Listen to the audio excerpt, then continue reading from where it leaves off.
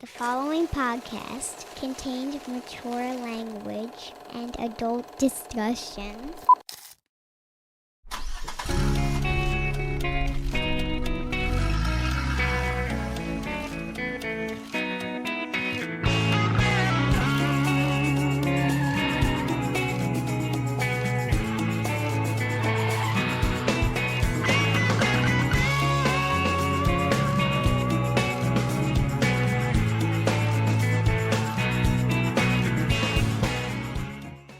Problematic people. We were talking about problematic people before we came on, weren't we?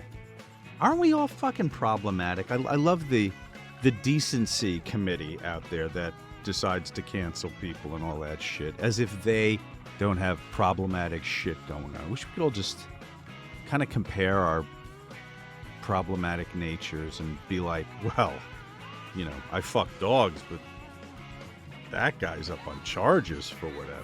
Like, let's just admit we're all fucked up. Let's not pretend that we hold the cancellation wand. The League of Extraordinary Gentlemen and Women and non-binary that sit before us all and deem some unworthy. We're all fucked. Did I not get the script? Fuck. I didn't know we were going into Shakespeare. No, it's just I got fired up before. We were talking about Michael Jackson and but OJ. I didn't take it. I didn't take it visceral. I just kind of was something we were talking about. Are you problematic? I'm problematic. Yeah, I'm alive. I'm problematic. We got on this because of OJ. I think. Did we start OJ? Oh no, Michael Jackson. I think first, and then it was OJ. And Spacey. But that's we can't bring somebody. We can't. It's like now our audience is the guy that shows up to the party at 1:45. I know. Everybody's hammered. Going? Everybody's hammered, and you're like, oh Jesus, like I'm just gonna go home. Yeah. Who put that balloon animal up Nash's ass? Gacy. What? What was Gacy's clown? There was like he called his clown. Was it Pogo? I think it was Pogo the clown. It had a name. Did you like in the last couple of years? He was a contractor. He was a contractor, and he would get and they people found into the house out under the guise that he went to several fucking states. So the reach of the amount of people that he could have fucking killed is astronomical above that 62 or whatever they dug out like from 30 under his house. Yeah, so they could be more. Wow. Yeah, they could be all over the country. Yeah. This is Kliq This. Those of you joining us, this is Kliq This, the Kevin Nash podcast. He's Kevin, I'm Sean. Who knows what we'll cover today? And that's why you come here, don't you, people? You don't want predictability. Maybe give you a show title, but so where we were though, I guess we got to go back because like it's the most probably newsworthy death of the week is OJ's. Yeah, and I'd said off air how crazy it was, you know, even in retrospect now, but in '95 I was on a plane and I was flying and definitely in the business, you know, going from town to town. And the pilot came on and said, ladies and gentlemen, we've got a verdict in the O.J. Simpson trial. And then he, gave us the fucking 20 seconds. I'm going, this can't be good. He waited 20 seconds. He said, not guilty. And I remember if I can sit in my seat going, yes. Because to Kevin Nash, at that point in my life, O.J. Simpson was a Buffalo Bill that ran for 2,002 yards in the fucking snow. And he was, Naked Gun and So you weren't connected to... I wasn't connected to the crime. I was connected to the football hero. And then as time goes on, and you realize he was a 1968 Heisman Trophy winner. He did nothing for civil rights. He did nothing for the black man. He did nothing. I mean, he basically just he knew that his money was to be neutral, and just that I mean, if you go back and you just look at all the pieces to the puzzle. But you're sitting there and you're thinking about the guy that ran in the snow. I'm thinking about for the guy that Buffalo. ran in the snow. Now, if I told you that guy- Gacy ran out of his house in Chicago in the snow to get a hot dog or something, No, not because my the first, same. my first, knowledge of Gacy was that he, was a fucking clown that killed kids. So, I remember that, he painted like a bunch of, he used to paint clowns. Yes, his paintings. He And used to send them from prison to people. Yeah, his paintings are out there, and I always thought because I always thought one of the coolest things you could have would be to buy OJ's Heisman Trophy. But now, in retrospect, at 64 years old, and I hope I could put that on a fucking pedestal right next to my Gacy painting. Exactly. Fucking, it's. There's a market for murder memorabilia. I think there was even a documentary about it. People that collect things, objects with a little outre in their past. Yeah, see, I'm not. What was that? 8mm, that movie with Nicolas Cage. Yeah, 8mm. Yeah. But I remember watching that on a pay channel in a hotel when I was on the road by myself, and fucking getting up and like double bolting the fucking door, like, whew. It was some dark ass shit. What movies changed the way you live? Were there any that The Haunting? Do you remember the walls? Fucking, it was an old film. I was a kid when that came out. Yeah. Fantasia, whatever it was, with the fucking tall man. Which was Fantasia? I'm thinking of as Mickey Mouse. I don't think you were terrified of that. The this lines at Disney are terrifying. This is the one with the fucking it had the guy that picks the casket up, puts it in the back of it. It had like an embalming ball that fucking zipped around and fucking stuck to your head. It's an old fucking horror film. I got the DVD at home. Phantasm? And Phantasm, that's what it was called. Yes. Yeah. I always thought the tall man. We could tall man. He was. We could called, redo right? that, and I could be the tall man. 1979. So I was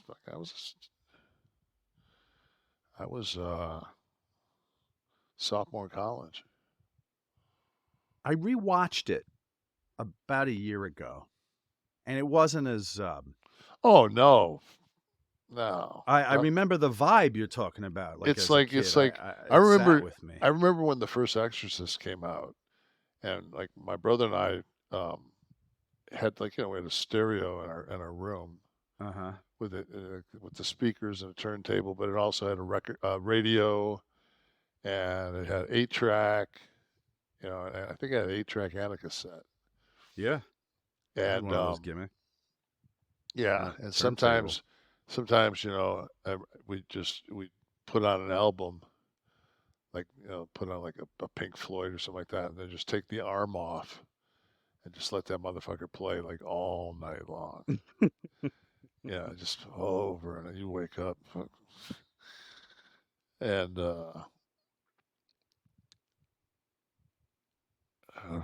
it. You know what's scary? As terrifying as scenes in these horror films was, I was watching. I forget the name of the horror film. I was watching it on TBS, and it showed like a backstage fight. It was like grainy security camera footage, like kind of Blair Witch-ish from the top, and like a popular wrestler at the time confronts another one backstage, and like you're waiting for like this hellacious scene, and it to me just looked like a push, and then maybe like a front face lock, and then they just break it up and everyone walks away, kind of like like give me your lunch money type thing for a few minutes in third grade. But I think that like all the build up to it made it much more terrifying and effective than the actual scene. Did you happen to see that? I don't remember the name of the film. Do you happen to see that this week? Unfortunately, yeah. Did it have the same letdown for you that it did for me? I number one, I went in expecting absolutely nothing.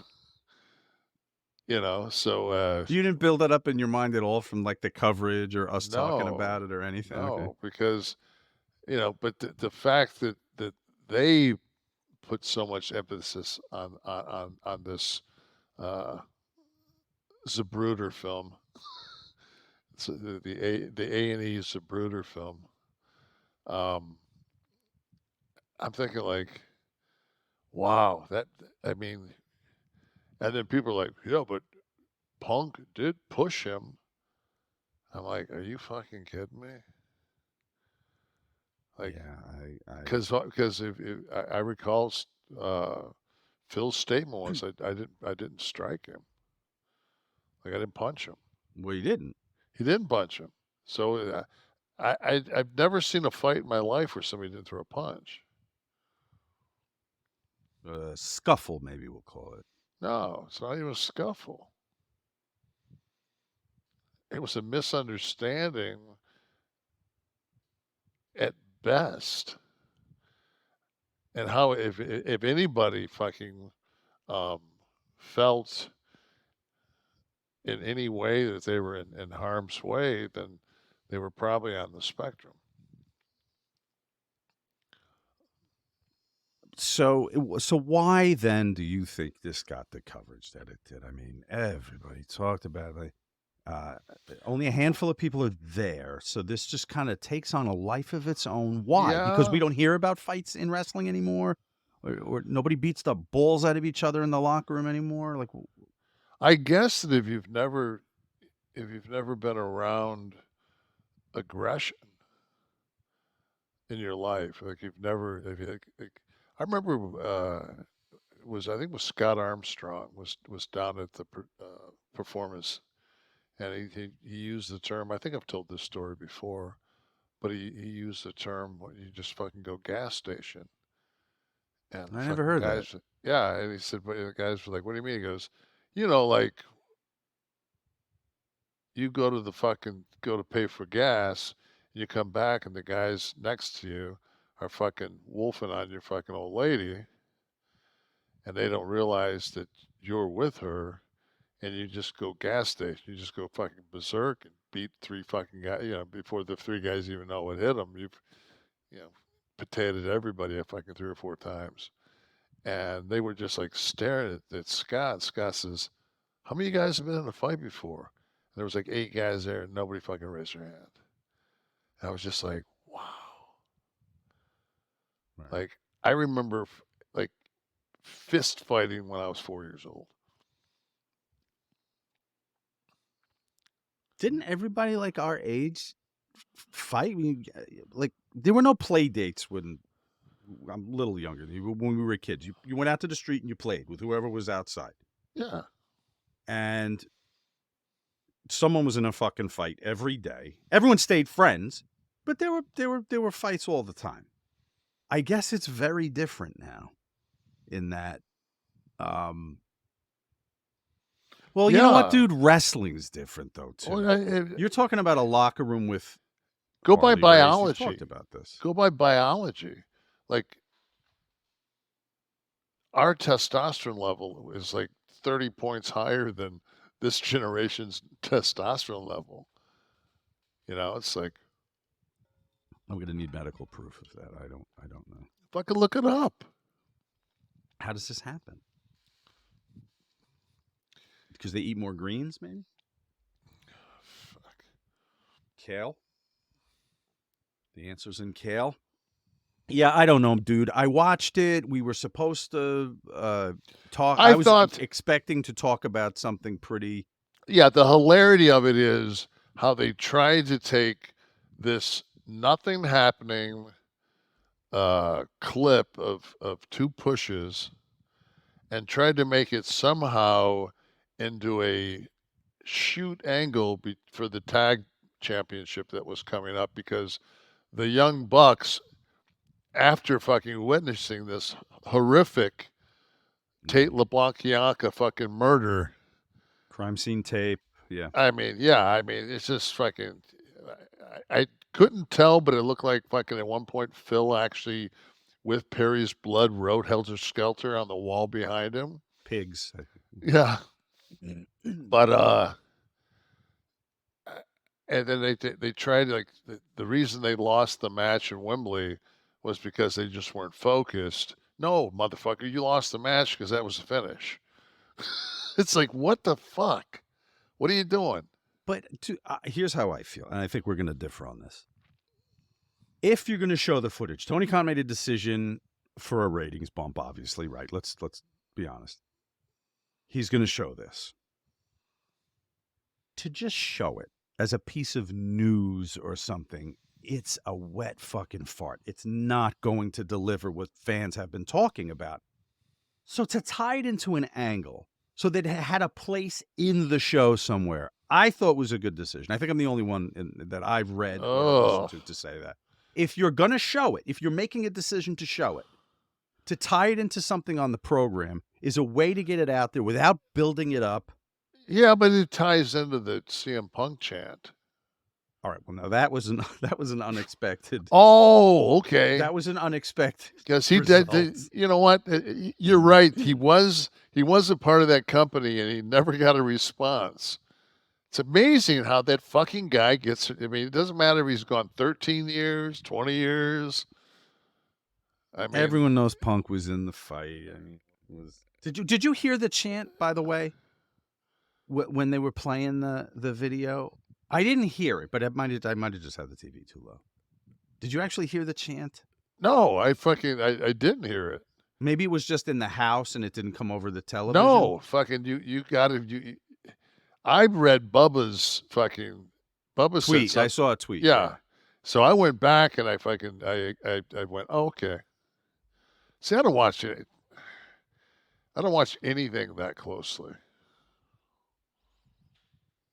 But I thought it was like total silence when the clip when you go back and listen, it's fucking it's I think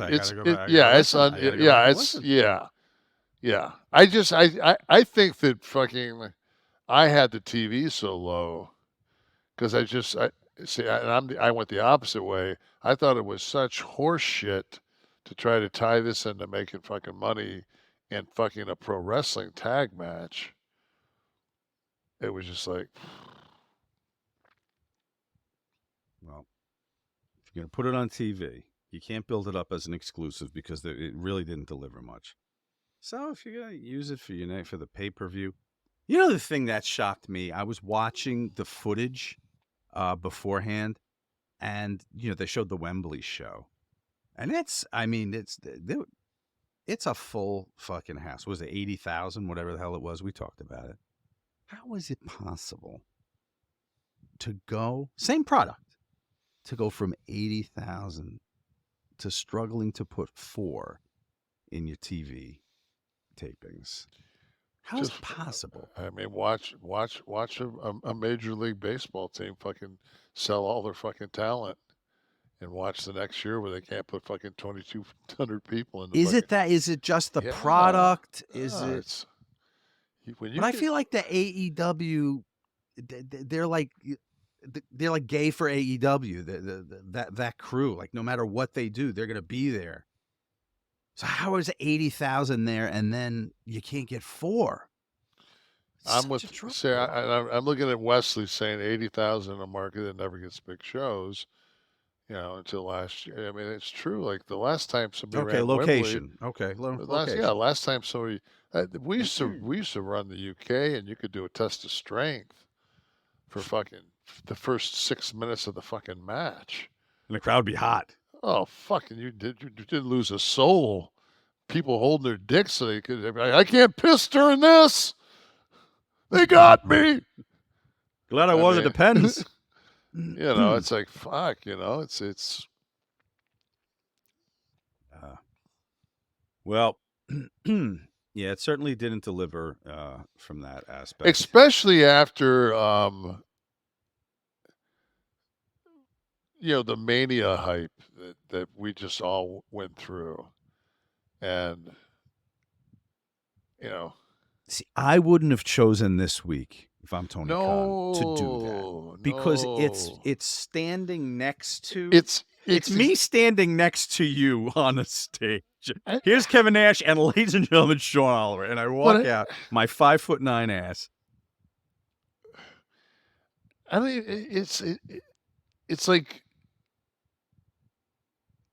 you see like 2 days of WrestleMania, and then it's almost like, oh yeah, Yeah, I know, but that's this is what we got. Like, really? no, this week is when you lay low. And they fucking and on top of that, their fan base is so starved for anything that their ratings jump 19%. So from a business standpoint, okay, we're talking about it, Mm-hmm. right? We're talking about it on our show. So I mean, it's like we're not talking about the WB right now. We're talking about, even if it's bad press, it's press. Yeah, but you can do that once.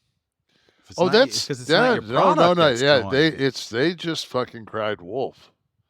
Yeah, Lisa Wolf. right. Even worse. Exactly. You cried Lisa Wolf, motherfucker. You're on the wives committee. That's right. Um, Still one of the stupidest fucking bitches I've ever met in my life. she's out there, We can have her on one week. Yeah, fuck her. So she had to show up at the NFL 50th anniversary dinner in rented tuxedos. I swear to God, like Taker and I, we'd look. It was so bad. They had to bring in like from the fucking. They had to bring in like seamstresses and tailors to try to put these, because Lex is doing the Lex Express, and Lex has got like an Armani fucking tux with him. The rest of us are on the road, and this is a day off that we're thrown into this. We're at a table, and everybody's fucking tuxedos don't fit. And Razor's not in a tuxedo because Scott's character would never wear a tuxedo. But Taker, with his dead man, I mean, it was so fucking bad. And Mark was always a fucking like team player.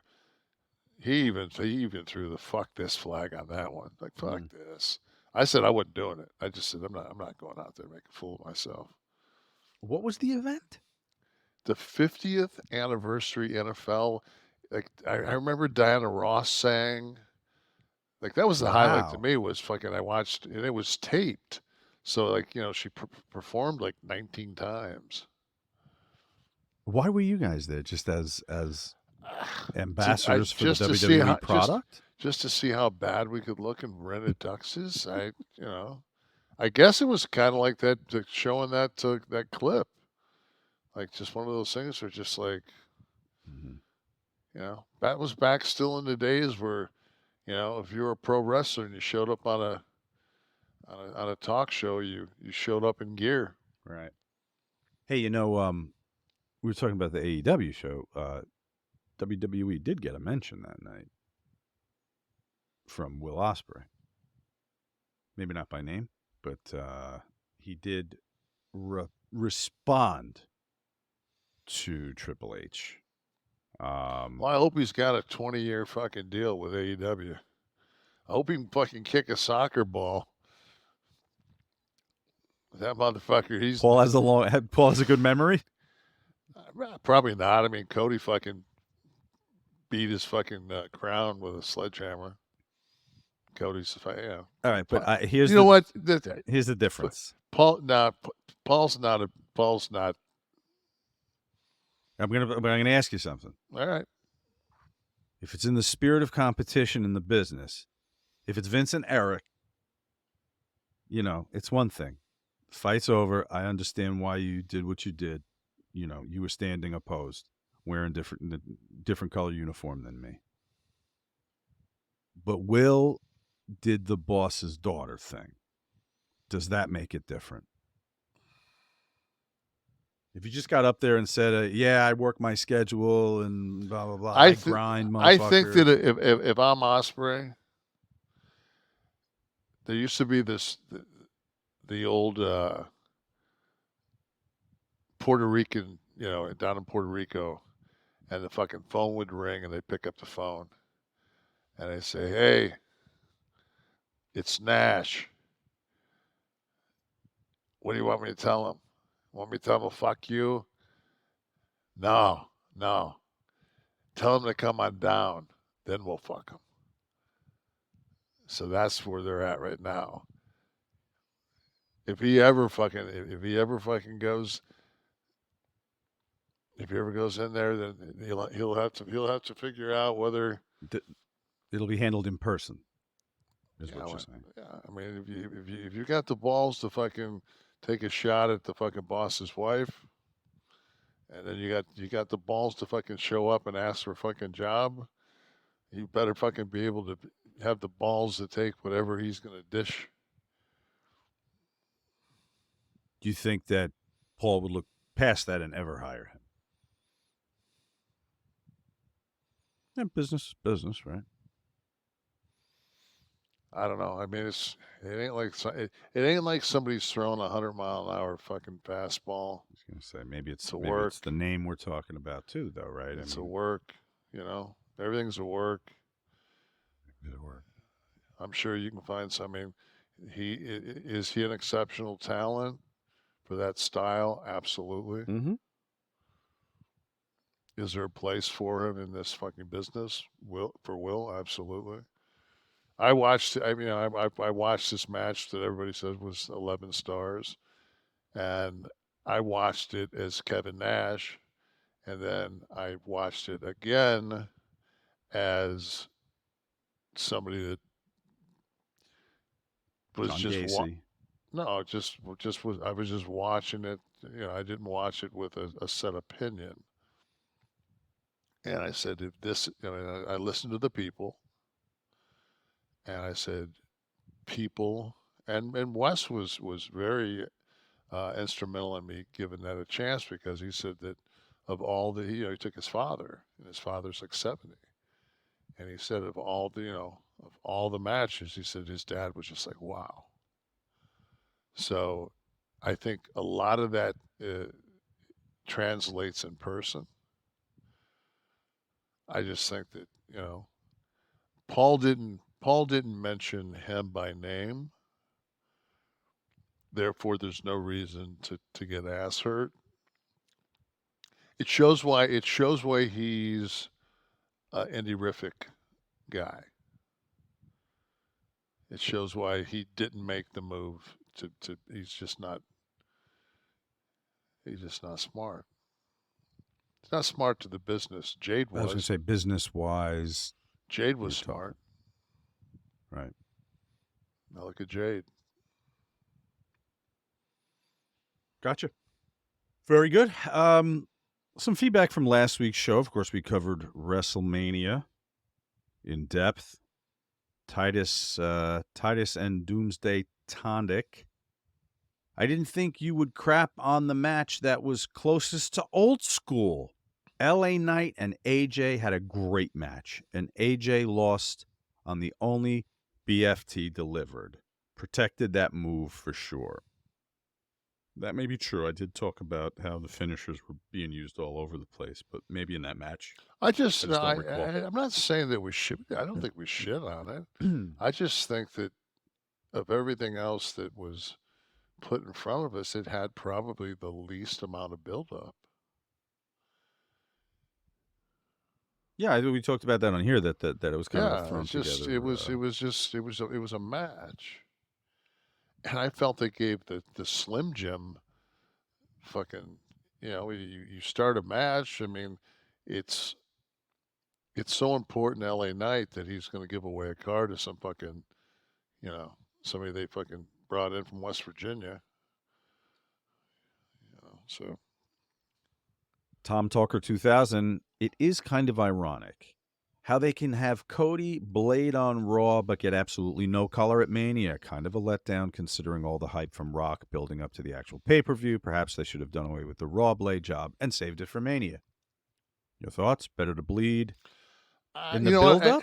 I look at it in retrospect, and you have to, like, because we were in the moment when we talked about it, but then every photograph you have of him going over is Crimson Mask.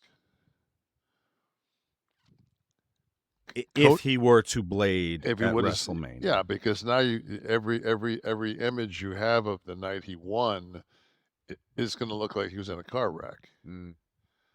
Like, so you can't get any usage out of any of that.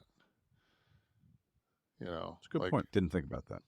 Yeah, and we didn't because we were in the moment. But when you think back at it from a standpoint of marketing, merchandising, and everything else, I mean, it's pretty hard to get national coverage of Cody going over and him getting his hand raised if he's blood in the frame. Yeah, bleeding down to his fucking boots. Yeah, see, it's funny I really think now. Yeah, I think that's fucking the WWE and Paul kind of got this whole fucking making money thing with the pro wrestling. They figured it out, huh? With the fucking with the ring changing every fucking 3 moves with a different sponsor. Yeah, I think they got this. It's a profit thing. Oh, God damn it. Razor Riley, I never notice who the ref is as an adult, oddly enough, but I knew Charles Robinson when I saw him. Definitely cool, awesome thumbnail. Guys, keep it up. Our thumbnail got put over a lot last week. Wesley, were you responsible for that? I don't want to credit the wrong person. But yes. You mentioned Charles Robinson as well. Right? Yes. I was just so happy that he got the nod to be that guy that raised his hand at the end of the night, because Charles has been around fucking as long as I have. And he still looks fucking good, Mm-hmm.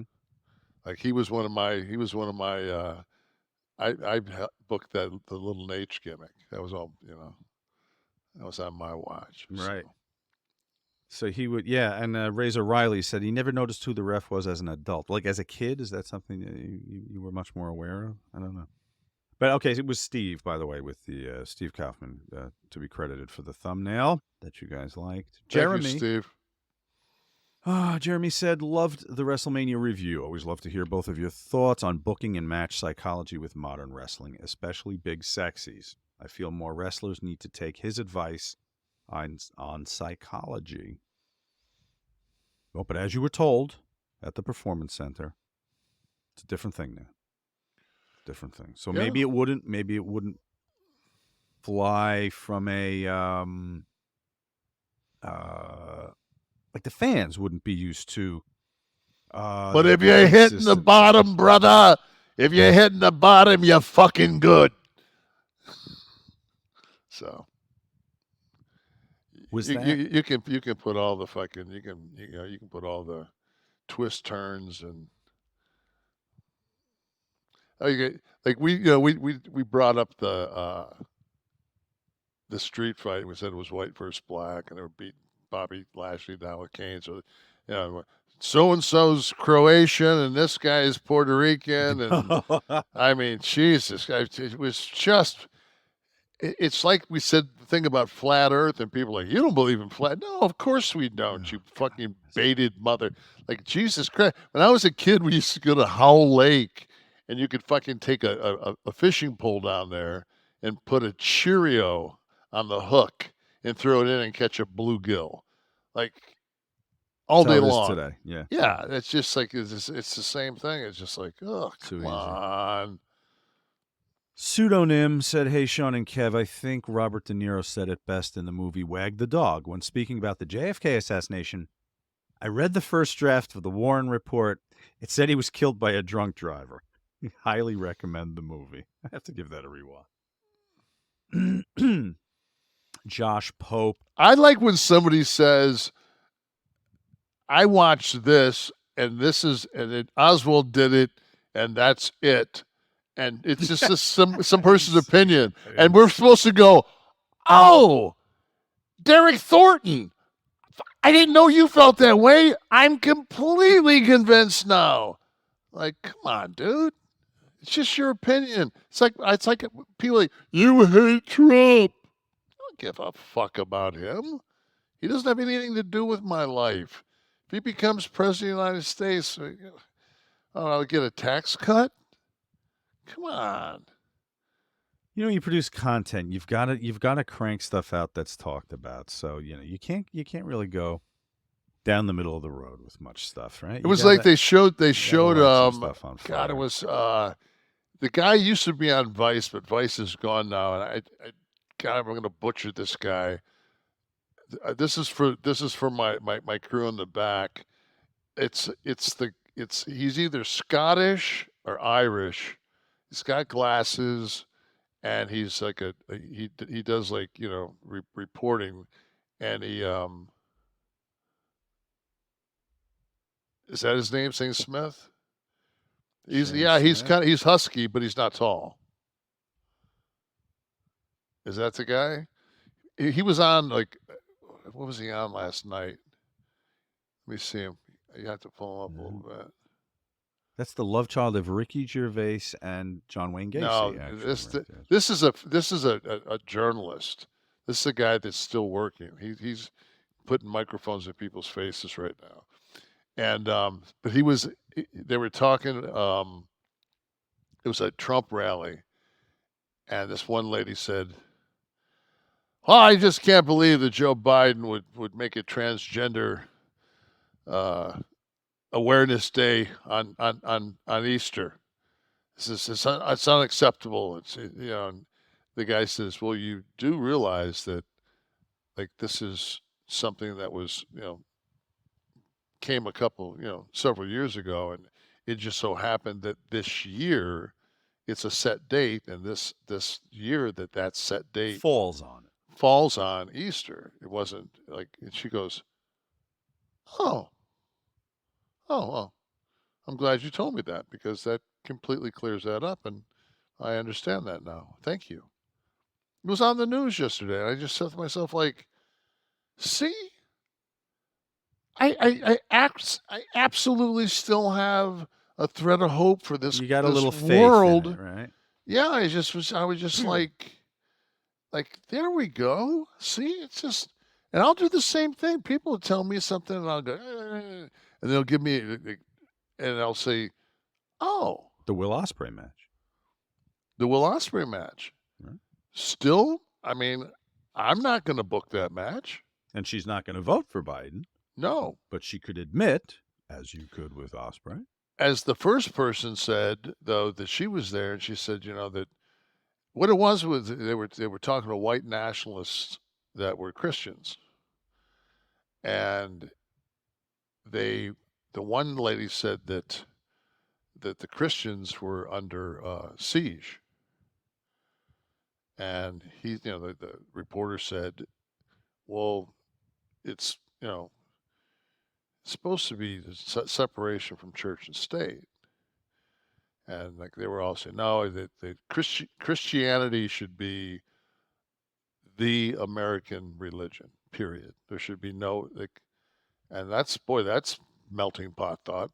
They very conveniently want to throw the Bill of Rights, Constitution, all the paperwork in the garbage sometimes, and then there's times they want to whip it out when they want to fuck their gun.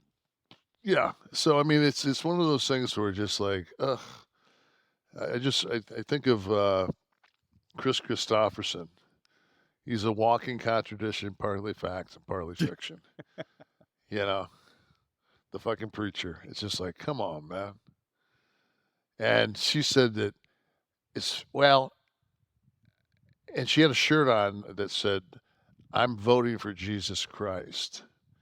And he said, well, Jesus Christ isn't running. She says, but Trump is, and he's the closest thing. And I was just like, wow.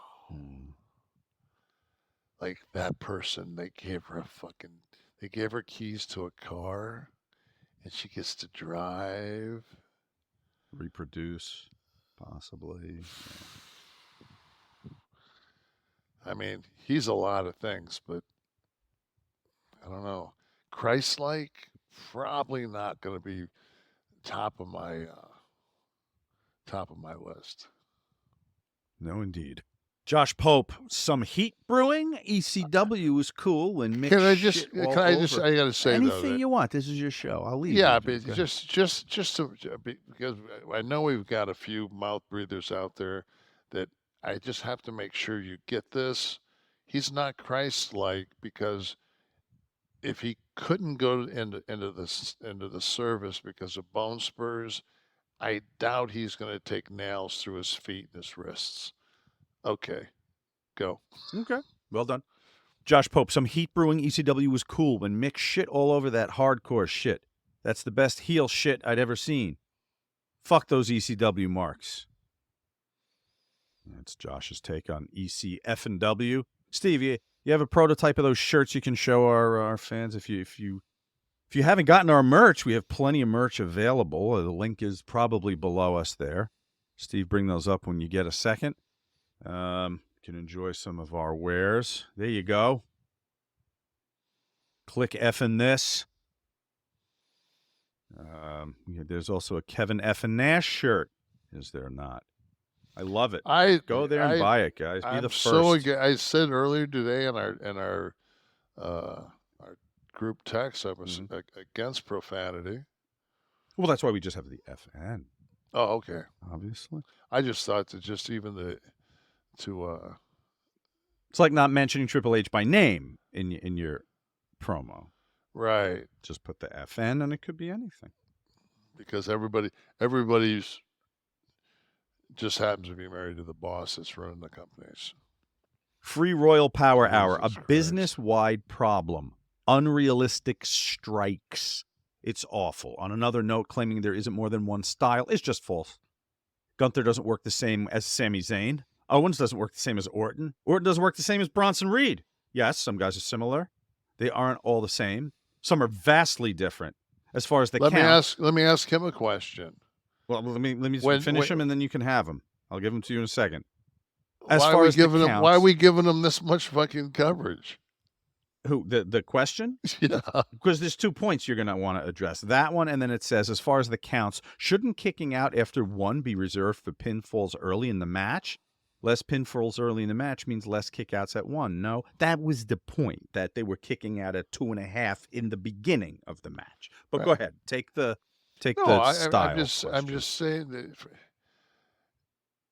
there will be a difference in style when somebody gets punched in the face 3 times and gets backed up to a rope and gets thrown to the other rope and hooks the rope because he's in trouble. That will change the style. Everybody you throw off the ropes is coming back. You can blind somebody and send them off the ropes. They're coming off those other ropes. Correct. I mean, that's just so everybody works the same. We all work to the right side. When you grab a wrist, you grab the right wrist. Mm-hmm. When you throw a punch, you throw a right punch. Because if 2 guys are fucking coming at each other and you say block and you throw a left, he's going to go like this and go. Right. So you don't know what you're talking about. You haven't. Well, I just felt when I brought that up, I had felt after watching 8 fucking hours of the pay-per-view over 2 days. I think on my 7th hour, I felt that I had seen the same move 137 times done basically with the same flair. And stylistically, it all felt the same. I really did feel that I could have, in most of the matches, it would have been interchangeable. If I could have had an AI gimmick that would have just changed the faces, it would have been the same match again. It's just how I felt after watching it. I know there's some guys on the roster that would be a little different, but after watching 7 hours of it, not enough of them were on that show. No, and I think that, like, yes, I mean, stylistically, there's like I one of the biggest pops of the night for me was during the three-way match with Randy and Logan and Kevin. They took Logan out and they punched him. I think Kevin punched him first, then he turned around and Randy punched him. Then Kevin punched him. Then Randy punched him, and then Kevin fucking gave him a fucking chop. And Randy like took a second because he don't chop, and he said fucking. He hit him with a clubbing forearm. And I just went, There you see, go. not right? not Yeah. everybody fucking not everybody chops. Like, so You know, what's worse as a professional wrestler, I would imagine, than having to contend with how to sell the chop and all that shit that goes on in the ring. When you're in the ring with a dude who's beefing, I mean, few days on the road, didn't get to wash that are we gear. going into a fucking ad here? Right into Mando, brother. As bad as dealing with the chops, or when I need to get a crunch. list of what we're doing here. where it's at, I just figured go right. So you knew, you picked up on it. You got to keep you on your toes. That keep that microdosing happening. Listen, we're talking about warmer weather. You know what comes with warmer weather? Funky crotch. All right. Grab some Mando whole body deodorant and nip body odor in the bud. You put it on your pits, package, feet. You go all over the whole body, okay, for freshness. It's from the makers of Lumina deodorant, okay? MANDO is clinically proven to work hard all day. Instead of covering up BO with heavy fragrances, MANDO stops the odor at the source. It's a very gentle but lovely fragrance, okay? It stops the stink from happening in the first place. There's the body cream. I enjoy that very much. There were the wipes that Kevin talked about. He even brought it to another level by putting them in the sneakers. Which is amazing. Which was amazing. There's the stick, which you can hit your pits plus with. And there's a shower gel I use too, which is phenomenal. Okay, spring into the season with a deodorant that can handle the heat. And we got a special offer for you, okay? New customers are going to get $5 off a starter pack with our exclusive code and link. So you're going to go to shopmando.com with promo code Kliq, Kliq, okay? Shopmando.com, shopmando.com, promo code Kliq, Kliq. Get your $5 off your starter pack. I'm not joking. I love this stuff. Okay, you get the whole body deodorant. It's created by a doctor, by the way, too. So it's aluminum-free, baking soda-free, cruelty-free, dye-free. It's vegan, and it's clinically proven to control odor better than a shower or soap alone. So go get them, okay? Shopmando.com. Promo code Kliq, Kliq, and let us know how you love it. So what you have to do on top of that, even though it's not ad time for them, is you also need to get the Manscaped products so you can scape that bush area around the cock and balls and get your armpits. It all goes together. You can realistically tie all of our advertisers together in one seamless commercial if you wanted to. Before you could get blitzed while this was all going down. Fuck. Get blitzed, pop your blue chew, run in real quick, hit it with the Manscaped, Mando your shit up so you're smelling fragrant. As you get fucked up, you got to realize, man, you're getting charged out the ass for something. You got to get Rocket to find out who's fucking you.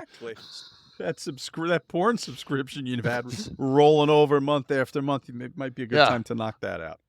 Who's getting swank? What? Oh, your old school swank leg show. So swank. You could still. That was like club then swank. Club. Club was it? That was the Sika. Also, let me remind everyone that we have a live audience watching the taping here tonight because they went to KliqThisTV.com and they signed up to the 11 Soft Club. They're treated to the early show, the commercial-free show. Which was way better than this shit. Let me just tell you, anyone out there can confirm. We were on for about an hour before we went on the air. Yeah, just way better than what we're talking about. We burned our shit out. So we really did. You know what it is? We don't what was it, 5 of us don't socially talk all week. We will trade business, text back and forth, and little shit like that. So we get together for once Dom a and I week. Dom and I actually talked on the phone this week because Dom and I, he asked me a question and it was too intensive to answer on a text. So I just said, I started to text him like, oh, fuck this. I'm just going to call Dom. Dom, teaspoon, Dom, is what you wanted to say. Just a teaspoon. Yeah, but I mean, so we get in and everything comes up that happened. I love the fact that Steve had a little Dr. Pepper and a little cherry surprise there. Steve did text us that he was going to take the deep dive on the Get Blitzed, and Steve, you tell Kevin yourself. I asked you about it in the pre-show. What did you tell me? I just mentioned I had a great time. I should have done the full teaspoon. Yeah, he went a little soft on the dosage. It's all right. Yeah, next time. It was my first time. I didn't want to. I didn't want to have a bad time because I put too much in. I went a little heavy my first time. I went a little heavy, and I was just like, oh. Because I'm thinking, how fucked up can I get? I'm like, oh, I get really fucked up. To the point of like, I'm not moving for a while. So. But you were already in the chair, right? You were seated. Oh, well, yeah. Couch, whatever you were. Yeah. You had Ripley on or whatever at the time. I did watch Ripley. I'm going to put over the, if you ever saw the Talented Mr. Ripley on film, there's a adaptation, it's a mini-series, eight episodes on Netflix. Some brilliant acting, great cinematography. It's just well done. Italy, right? Italy? Yeah, Italy. Does it take place in Italy? Yeah, mostly Italy, yeah. All right. Kev, you know what I wanted to tell you? That we talked about Austin, right? You said you weren't at WrestleMania and you knew Austin wasn't going to be at WrestleMania because you got a text and he was like, are you there? Neither am I. I read today, Dave Meltzer revealed that Taker's spot in WrestleMania was supposed to be Steve's. I'll read the exact quote here. Okay. I think a lot of people expected Steve Austin. I'm quoting Dave Meltzer. I think a lot of people expected Steve Austin to come out next and take out Rock with a stunner. And then Rhodes would start hitting the crossroads and win the title. Undertaker going to hit, and he choke slammed and took out The Rock. Austin was the person originally earmarked for that spot. But in the end, they couldn't reach a financial agreement, and Undertaker was put in his place. I don't know. Steve didn't mention it to me. Would it have been any better, different, indifferent, if it was Steve versus Taker?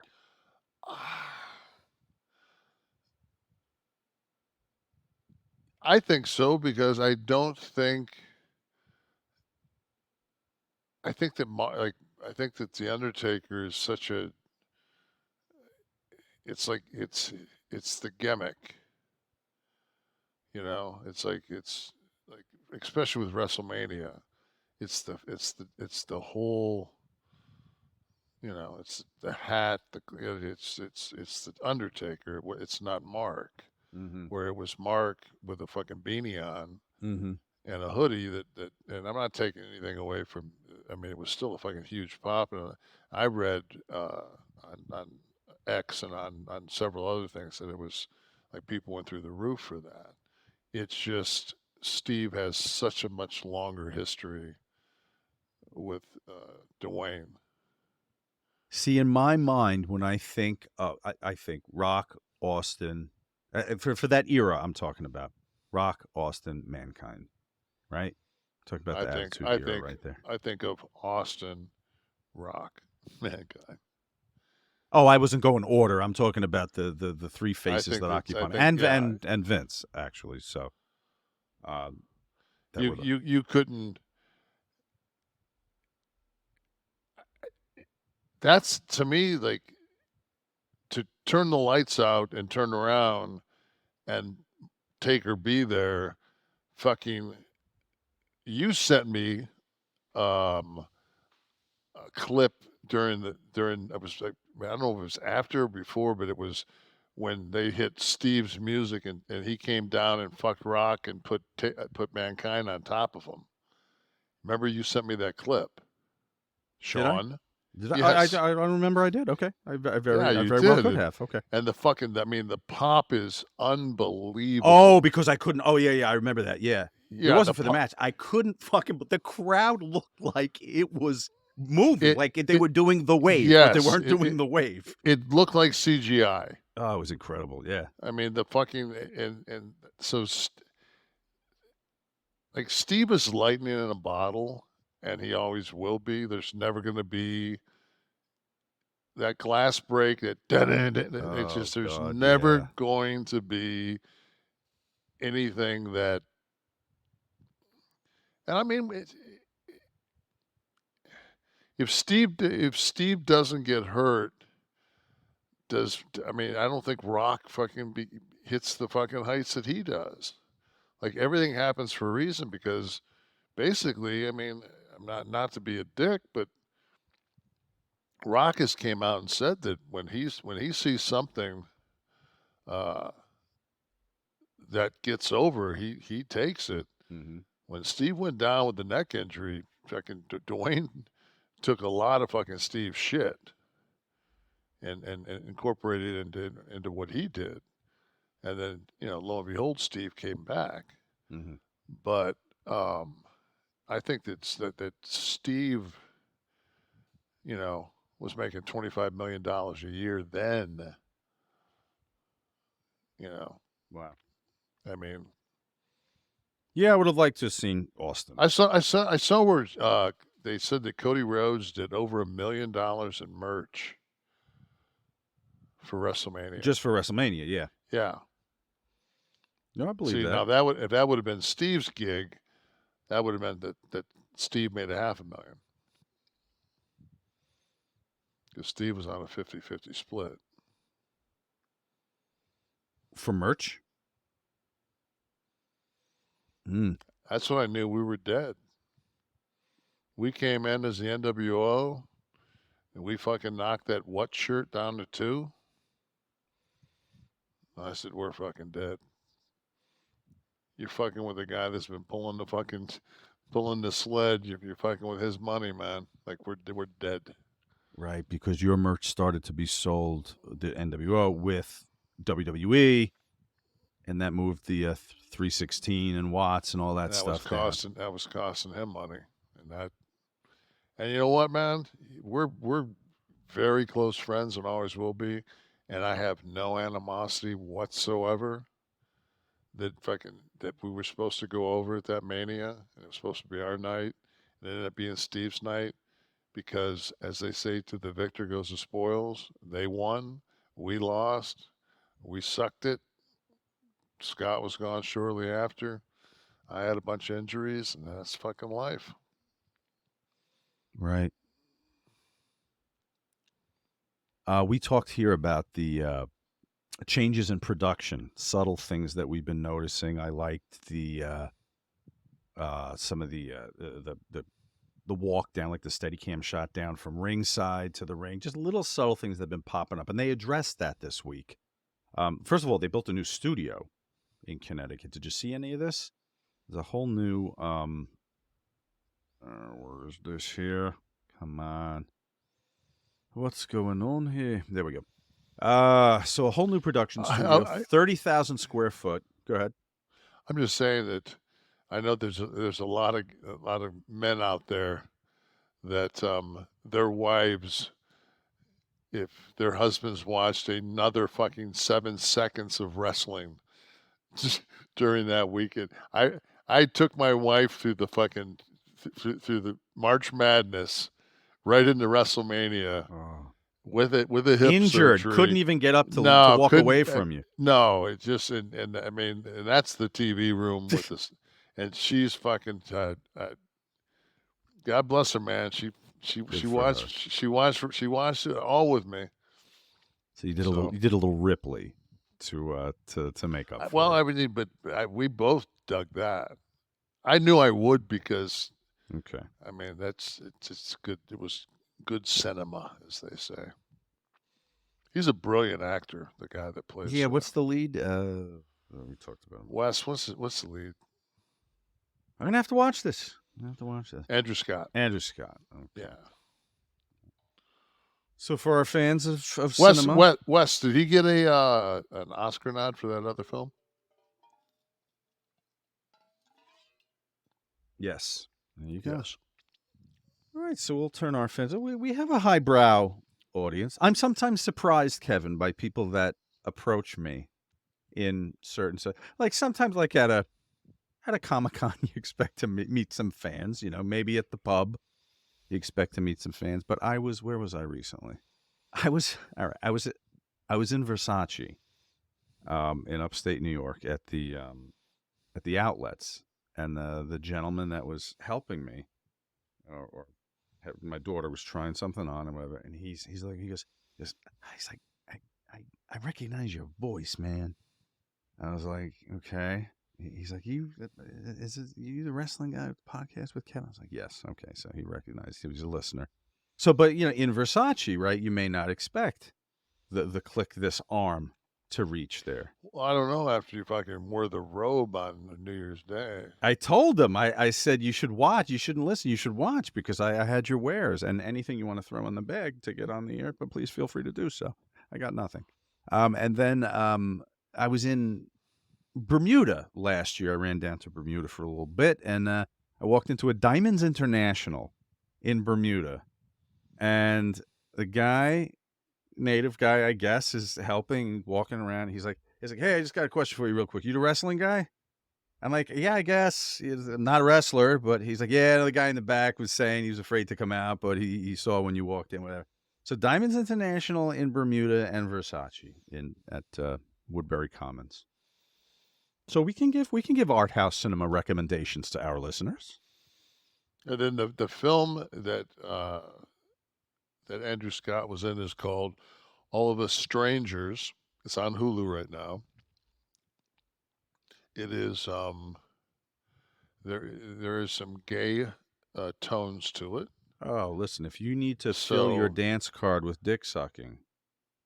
Well, I'm just saying that I'm just give you a heads up that this is But it's as Wes explained, it's got kind of a Hallmark feel to it, as much as dick sucking can. So. I never, the Cameron Candace Bure movies on Hallmark just never quite hit that level of depravity for me, but have to give this a try. Well, I mean, if it's done, I mean, I don't know. It's our world is so fucked up.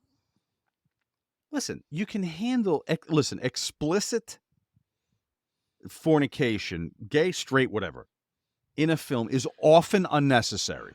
I think it's 99% of the time it's unnecessary because we all know. I mean, number one, how awkward those scenes are for the people that are involved in it. Mm-hmm. They've got they're on a skeleton crew. It's just, I don't see, and it's not art house. It's what was the film? Wes, I'm gonna have to go here. It's I'll have to think of her name. She was in The Matrix. She was in Tears of the Sun. She's an Italian actress. Bonelli or Valeria Golino, no? Probably not this generation. I would have to. Monica Bellucci? Monica Bellucci. Did you ever see the film? It's a French film where she gets raped. She walks underneath like the Irreversible. Yes. And that's her husband that does this scene, and there's this violent fucking rape scene in this film Irreversible. And it's her husband that does the actor. Yeah. It was like, it was just, I saw it on a burned DVD, and rape to me is like, it's repulsive to watch. Like I walked out of The Accused when they were raping Jodie Foster on the fucking pinball. I walked out. I walked out on that, and I somebody said, have you seen this? And I think the fact that I was explained. So he was just pointing out that the husband wasn't the one that raped her, but he was in the film. He was in the film, yeah. But it was one of those things where it somehow it was just, but it was. I mean, I watched it and I was just like, okay, that I don't know why I did that, because now it's. Has anybody seen a film called Bad Boy Bubby? If there's anybody out there that's seen Bad Boy Bubby, oh, Wesley, you got to find Bad Boy Bubby. It's Australian. It's so fucked up. It's the only person I've ever talked to that's seen it besides me is Soderbergh. I said, Bad Boy Bubby, and he looked at me and he goes, "Of course you've seen that." Yeah, Steven said that to me. Give me the pitch. What? Real quick here. What is it? Rent it. I don't think you can rent it. Do you have a DVD? Looking for something to watch with the kids this week. Do you have a DVD player? No, I don't think I do anymore. Maybe somewhere down the basement somewhere, but not hooked up. Bubby has spent 30 years trapped in the same small room, tricked by his mother. One day he manages to escape, and, deranged and naive in equal measures, his adventure into a modern and nihilistic life begins. His mother basically tells him that the world has ended, a nuclear type gimmick or some shit, and it to say that he's involved with his mom would be an understatement. Yeah, okay. This is room times 275,000. Yeah, this is. Well, you did mention a post-apocalyptic nuclear. But that was. Do you remember the show we did after T passed and Max came down? Yeah. Yeah. Max's dad, Vince, is the one that turned me on to Bad Boy Bubby.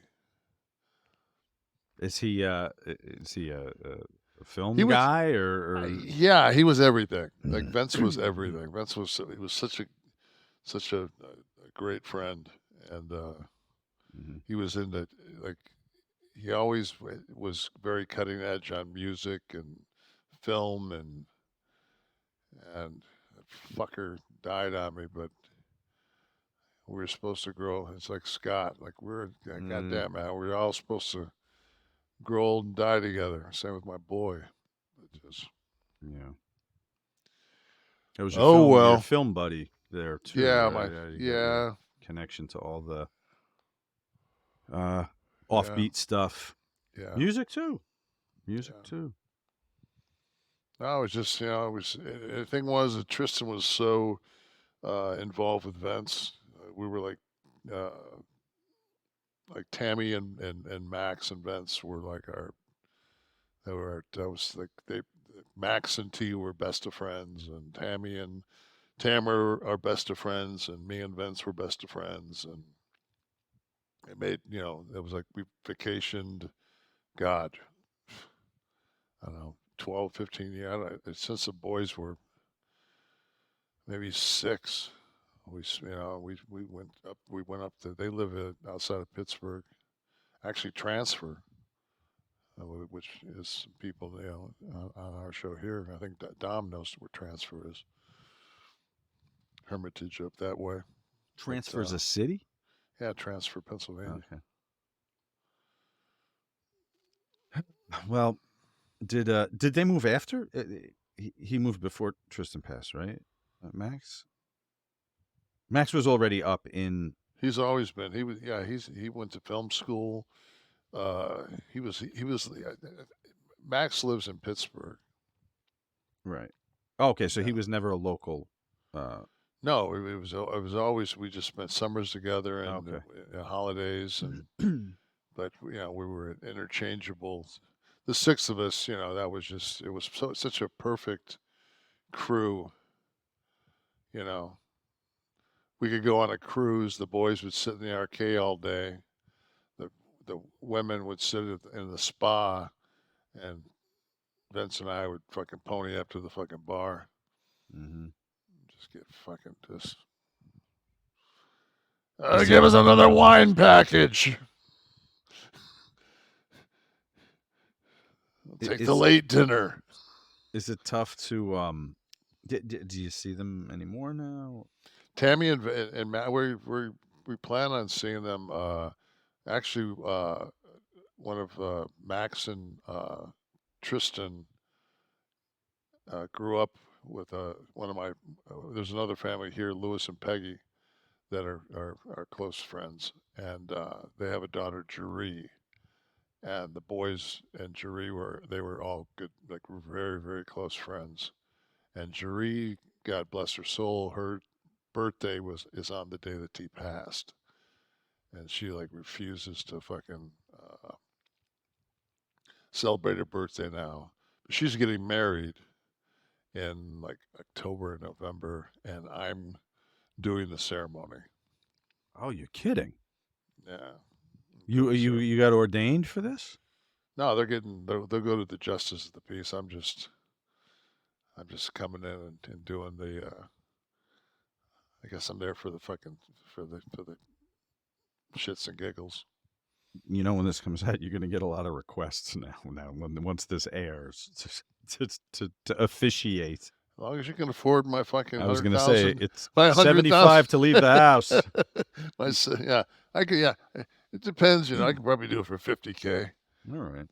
So let me go. Let's go into. I gotta go into today. I don't know if you can see this on. But there's some stuff on your face. I don't know if you want. Oh yeah, we're going to talk about this or not. But I can't tell if you can see it or not. I saw something on the side of the headphone. Isn't there something on the side of the headphone? Well, the microphone. I mean, the microphone. No, that's not as bad as. I see it. What's? Oh yeah, this is the bad side. Okay, yes, yeah. So because I'm seeing it opposite. Looking at this fucking into the thing here. So, I had that melanoma in my face, and they had to fucking. I don't know if I think it was. I put it on Instagram where they actually put that fucking hole. Look like somebody put a cigarette out. Did you see that? Here? Yeah, I think we put it up here. Yeah. So yeah. So. I haven't eaten since. Sorry. So. I had some I've been getting it's impossible to live down here and not go out in the fucking sun. But man, I take that fucking zinc like I was a lifeguard, like I'm Sam Elliott in the movie Lifeguard, 1960. I put that white shit on my face and on my any place I've got like age spots, and lo and behold, man, it's just like. I was just sitting there like about a month ago, and I looked. I'm like, fuck, like right where that, like the scar like starts right here and goes back. You can't see it because a plastic surgeon did it, but right at the end of that, there's this fucking brown nobule that fucking like came up. So I'm like. Like I'm dealing, my poor wife just had her hip done, and it's just like, but at the same time, it's just like, I've got to get this shit checked. Like I've got, it's like, I've got to go and if I got to get another hole punched in my face, I got to get another hole punched in my face because I don't want to fucking die,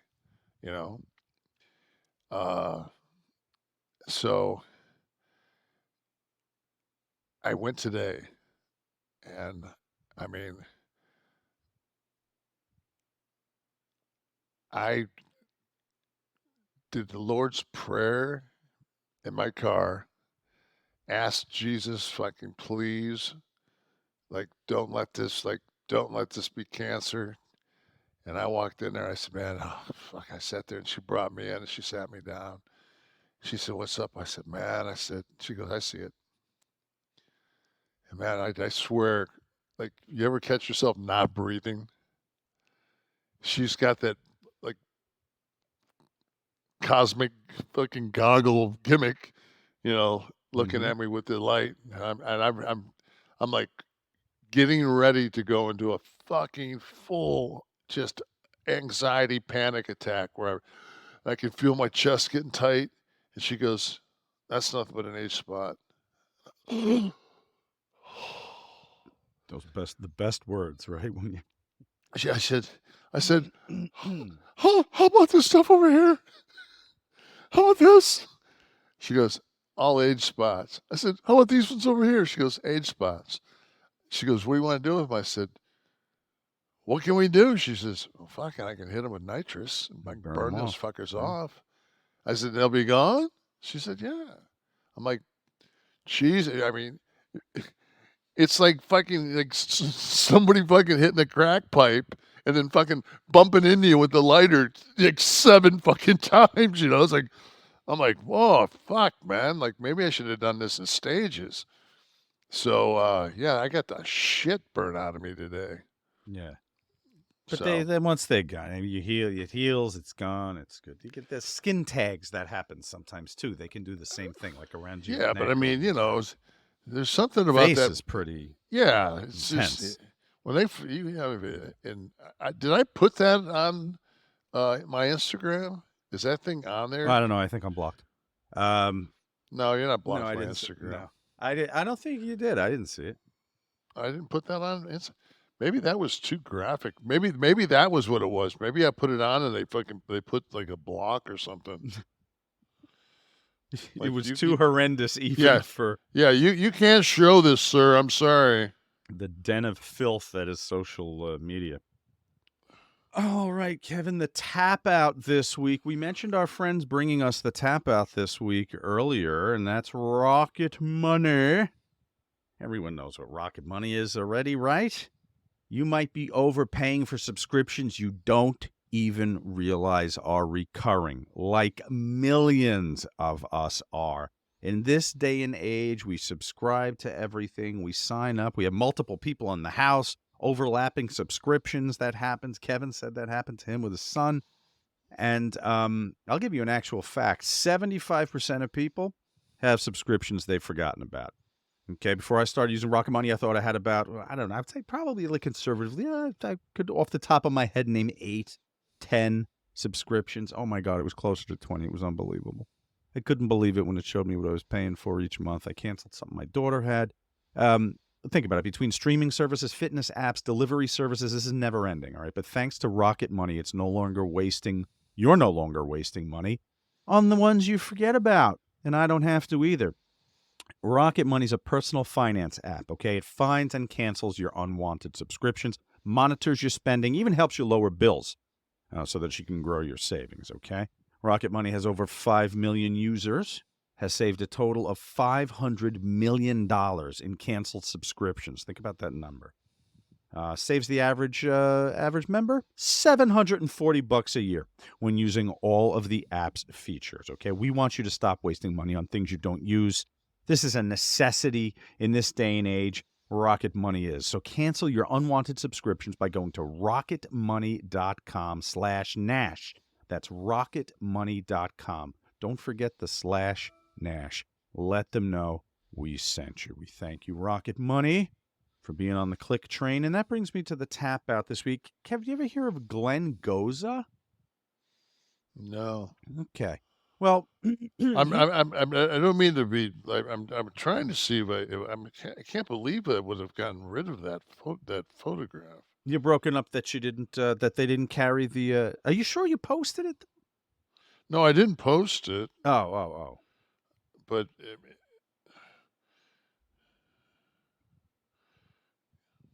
there's every other fucking surgery I've had on Earth. Do you have it in a special folder? Maybe is it organized? Yeah, like with I mean, I've got injuries or one. I'm looking at my circumcision right now, and it's great. Oh, so you go way back. So yeah, not very good quality, 59, but I can't believe they actually used like hedge trimmers. They got the clippers out. Yeah, I mean, the gas-powered clippers. Get that anteater back down.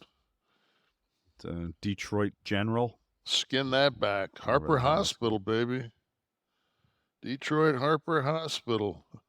All right, well, let's see. Let's get a little Glen Goza. Now, we just had a big supercard WrestleMania last week, right? And we had, of course, the national anthem's always a big deal with any big sporting event. So here this isn't the national anthem, but in Fritz von Erich's World Class Championship Wrestling for their big supercard at the Cotton Bowl, here's Glen Goza's in-ring performance. This got it kicked off and got everybody hyped. And there's Bill Mercer, by the way, doing the commentary. Need some audio here. You're going to need the audio if you're going to want to enjoy Glen Goza. Thank you.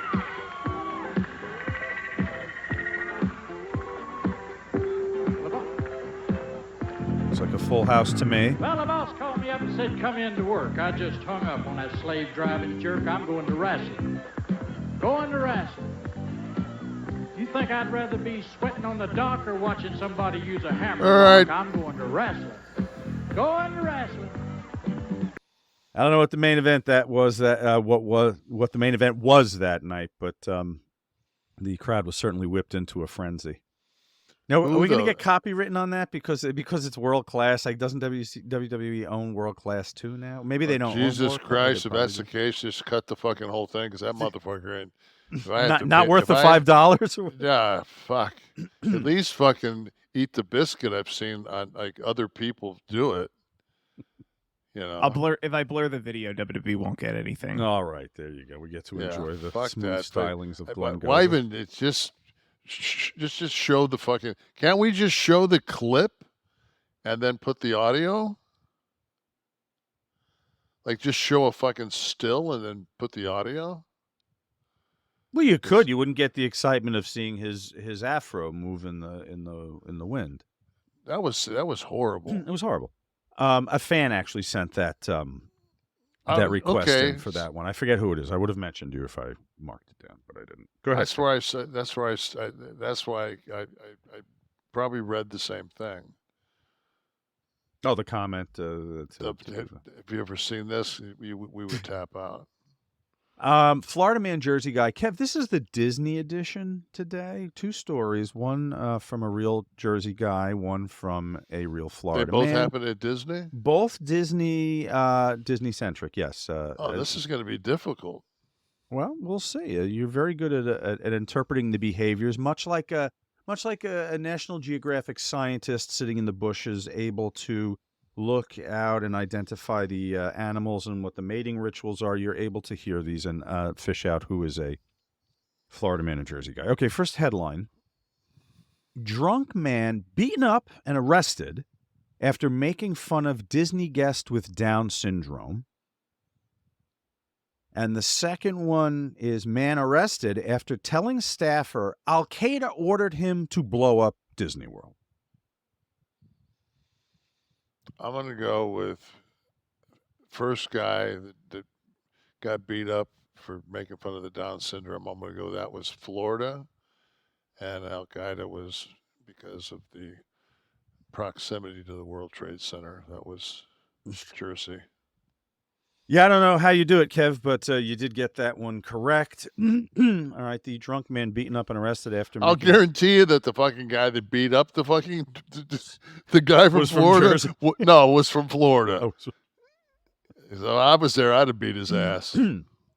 All right, let's see. A Florida man's trip to Walt Disney World ended with him behind bars after he sparked an argument with 4 guests at a resort bar while he allegedly made fun of a woman with Down syndrome. Brent George was the offender.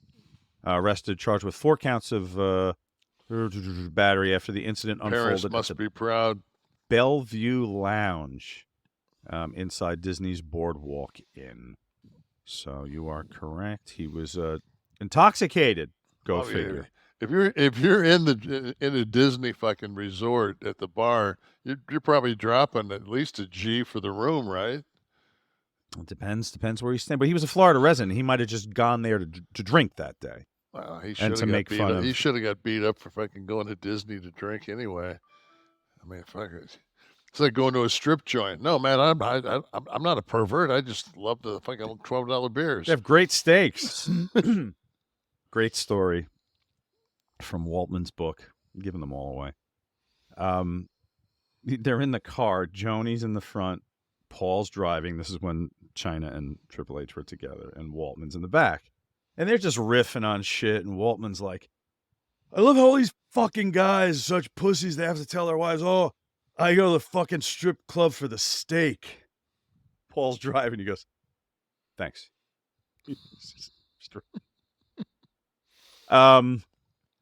So yeah, so hey, where I used to work, the Cheetah, they got. I mean, I haven't been there. Great steak, right? Fuck, they had a great menu, great wine menu. Fucking Jack Braglia, that I don't know if Jack still runs the Cheetah, but that fucking the Cheetah. Anybody out there can that's been to the Cheetah lately and has had dinner. Tell me if it's still the fucking. Is it still there, the Cheetah Club? Yeah, fuck yeah. Wow. Can we look at? Can we look up the Cheetah? Can we get a menu? Let's get a menu. No, can we? We got to be able to. Yeah, let's look it up. Let's see. Let's look up the Cheetah. The Cheetah used to be the Cheetah. Scott and I used to never pass up. The deal was, if the word lounge, if it said lounge, you had to have a drink. I mean, that was a rule. It didn't matter what time either. It was 7 a.m. Fucking, you saw lounge and it was open. If you were on the road and you passed one, you had to stop. You had to stop and have you had to have a drink. So that's why we went to Kaz's 8-Ball Lounge. That was the strip joint up in Cadillac that got referenced. And then I saw it made it on X, and the guy took a picture and said, it's still here.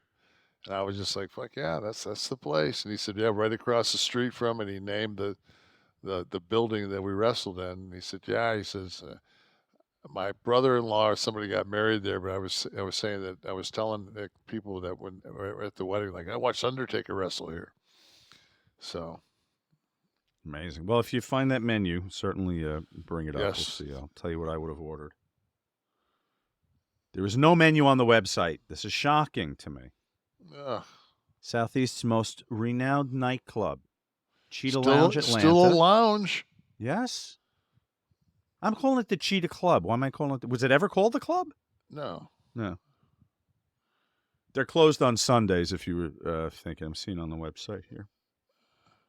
The Cheetah Experience. Oh, this is a full calendar. We're looking at the big April events at the Cheetah. There was a time when I worked there that we had, I think, 2 or 3 penthouse pets and a playmate, all on staff there. That were our dancers. Did you just whenever I was in one of the men's establishments, I just counted the fucking money, Kevin. Cash business. I just sat there and just imagined the stacks in the back. Not that the girls were making.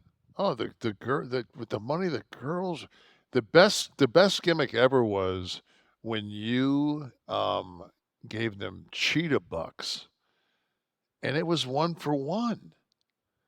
One for one with the house? And they would give you $100. You give them 100. Maybe it was you gave them 105 back or whatever it was, but it was like. And they were stuck with these cheetah bucks. And, people would buy, and they'd have to spend them because you sure as hell ain't going to take them home to mama. Right. Remember one time this fucking guy was running his fucking mouth. We'd thrown him out. And he was just sitting there and he just kept saying, I'm a doctor. I make more than fucking one surgery than you fucking make in a year. And he's going on and on and on. I just reached across to the pocket where you put your kerchief and just ripped that motherfucker down to his waist. I said, yeah, go home and explain that, doc. He was just like, More effective than a punch in the face, right? Absolutely. All right, the high spot of the show this week, as always, comes to us courtesy of our friends at Get Blitzed Lit Aid, Mickey Ray Sinatra and his girl Courtney there. Our word on the streets, a key lime pie sold out. That's what I'm told, that people went to see. They were vendors at the event in Philly at WrestleCon, and doing a brisk business. But Kev, I think you put a dent in the market because they got wiped out of the key lime. Not only there, I mean in the warehouse. I think. I'm sorry, man, but there are certain things in life, man, that are just the right. I'm not a cherry guy. Like, I don't like anything. I couldn't. Yeah, I'm not a cherry guy. So what you're looking at here is the Get Blitzed Lit Aid Cherry. Now, I was very excited when my friends at Get Blitzed said if you pair it with some hot cocoa, what you get is the chocolate cherry mix, which I'll be trying and giving you the full review for. How do you participate out there? How do you get some of this action? What the hell am I talking about? I'm talking about Delta 9 sipping syrup. And this is some super potent stuff. It's THC on steroids. Let's think about it that way. It's a syrup, okay? You just pour it in. Teaspoon is all you need, okay? Fast onset, 5 to 15 minutes. Nano-infused Delta 9 sipping syrup. It means it goes right to your bloodstream. It bypasses the breakdown in the liver, so it works like alcohol. And it is the real deal. THC Delta 9, that's the THC you get from marijuana. But guys, it's legal. If you live in Maryland, you can visit a Stay Lit smoke shop, but for the rest of us, it's legal to ship right from the Get Blitzed website to all 50 states without a med card. You just have to be 21 or over. Right now, you can save 15% by entering the code KLIQ, K-L-I-Q, at checkout. Go to get-blitzed.com. That's get-blitzed.com. All right, and don't forget to use the promo code KLIQ to save your 15% off. And we may have an exciting announcement about a special flavor in the works. We'll see what happens. Got to get Barry Bloom on the phone here first. Might start being a part of the Fizzamily. Indeed. Now, you're part of the Fizzamily if you are in the 11 Soft Club. You go to kliqthistv.com to sign up. It's only $9.99 a month, and you get to be here with us for the full Monty every time we tape. So before and after. What do you think today? Do you think I was any different than I normally am? I don't think so. Right? You're pretty centered. You're pretty even. Pretty. And I don't think steady. I didn't get, like, nothing really provoked me. I didn't go off on any too strong of tangents. I didn't F-bomb as much as I did probably the last episode, because I was... Maybe that's a difference. Maybe less profanity this week? Yeah, when I'm clam-baked, it's like a different, You also didn't do any impersonations of listeners that post things you don't like. It sounds a little like this. Oh, you were talking about stocks for... we didn't get that this week, maybe. Yeah. But if you want to be a part of... I will say that I got my portfolio statement this week. From your holdings. Well, I mean, one of my portfolios, yeah. Okay. The one that's not a bunch of bonds and bullshit. I mean, this is the one that is my growth. Yeah, the one we talked about earlier, I think. Yeah, right? I was just like, wow. Doing very well. Yeah. I love how they have like your net worth, and like you don't know, like nobody knows what it's in my trust. So you'd have to know my trust to know my net worth, and you don't know my trust, so it's like, how could they possibly estimate your net worth? Well, the internet says 4 million. One says 4. One. I like look up the Forbes one. And then look at my cars. Look up Forbes, Kevin Nash's net worth. It's by far my favorite. Now, see if they have my motor vehicles on there anywhere. Like, they have a list of vehicles that I couldn't even put my fucking 3-piece set in.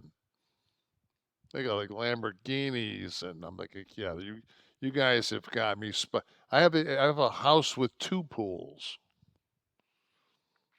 Right. One you keep lukewarm, one's a little cooler. You decide based on Is the that weather. my cars? Are these your cars here? No, those are your movies. Oh, here they are. Ford Bronco. Well, they were right about that. Nah, that isn't Forbes. That's Sportskeeda. I say go on fucking Forbes, and you go to fucking Sportskeeda.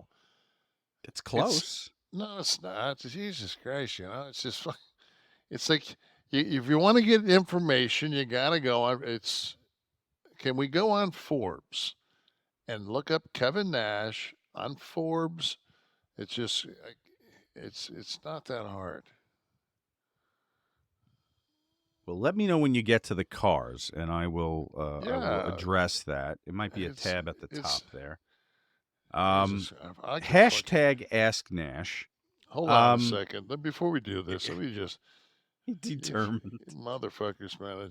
I want to say we did review this because you said I can't get in those fucking things on the air one time.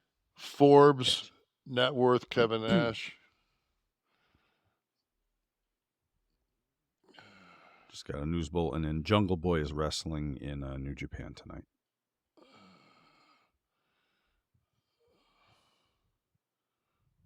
I'm gonna watch that right after the Serbian film.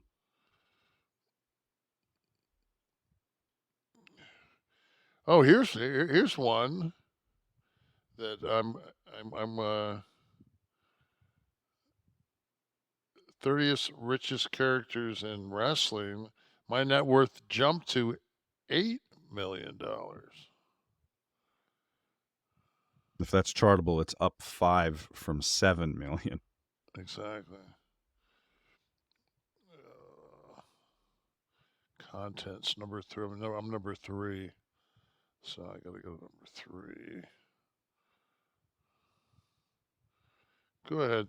Yeah, I'm gonna ask. We can do this while we do the show. Hashtag Ask Nash. Pinball Wizard 809. Have you seen the trailer for the new movie Civil War?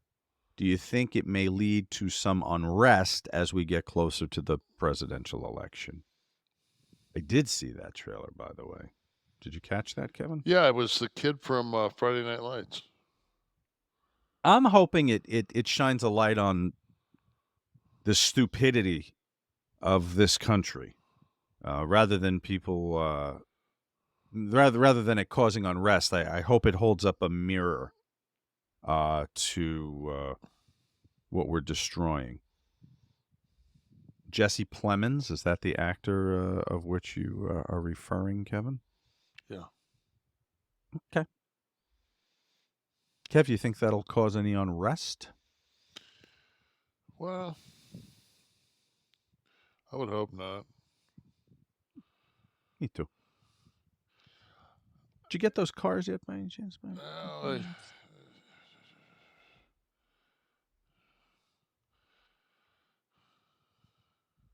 I'll go to. I'm going to go to Fernham Schnavitz III Jr. Keeps adding extensions. I think Junior is new. Is that? This is so current that Nash also appeared in several movie roles. Most recently, in a supporting role in the surprise hit Magic Mike from 2015. Part 1. Yeah, so they're clearly not going to be accurate with your net worth or your vehicles. So it's a futile effort. Fernham would like to know, I like the fact that they at least have my Bronco. So they do. It kind of gives you street creds. The '93 OJ Bronco. Is there any wrestler you wouldn't want to get in a shoot fight with during your career?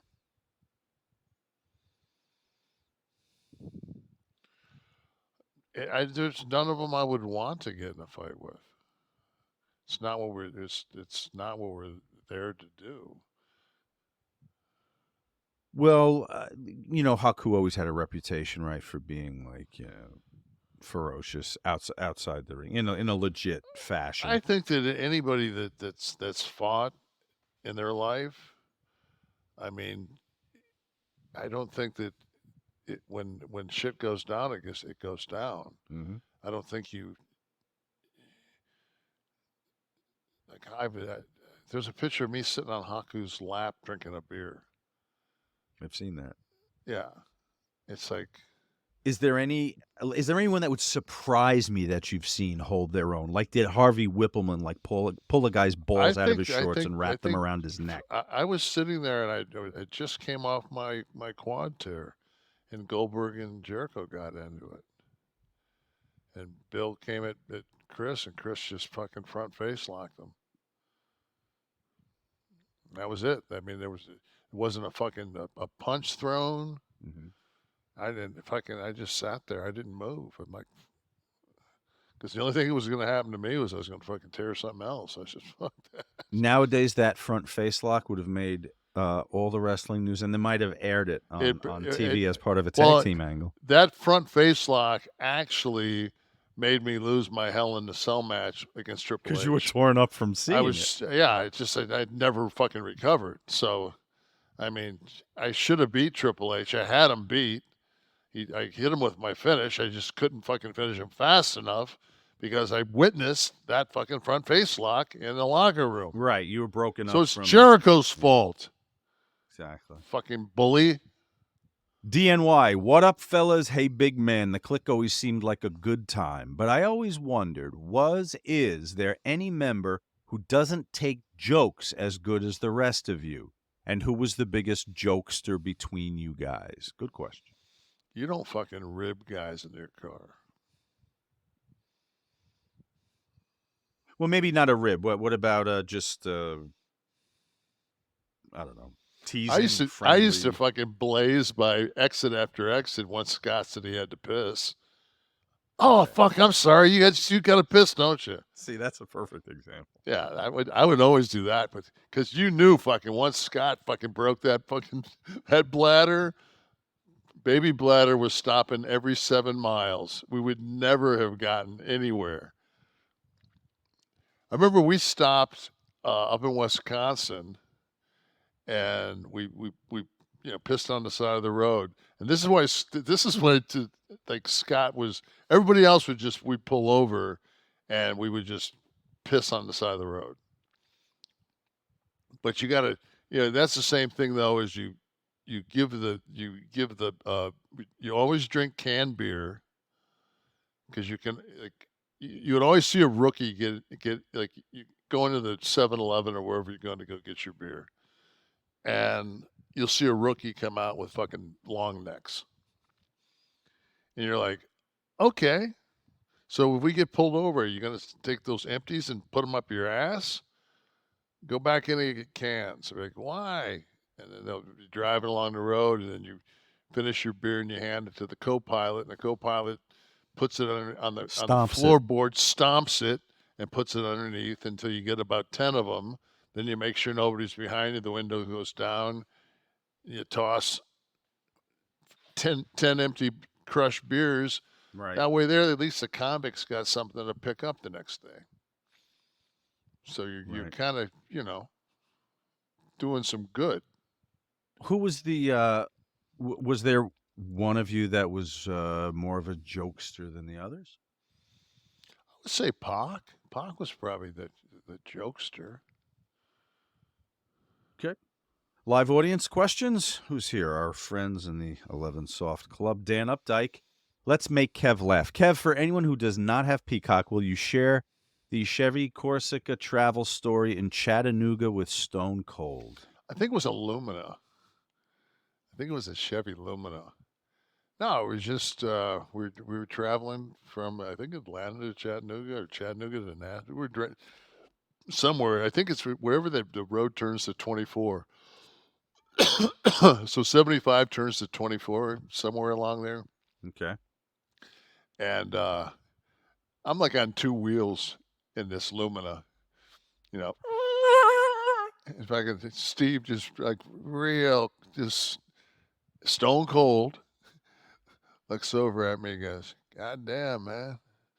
You slow the fuck down." He says, obviously you got way more fucking confidence in this piece of shit than I do. And I was just like, yeah, like, what the fuck am I doing, man? I'm like driving this thing like it was fucking petty. Very good. Thank you, Dan. Who else is in the house here? Let's get some more folks here. Jennifer A. Did you see the big Detroit sign they put up for the NFL draft event?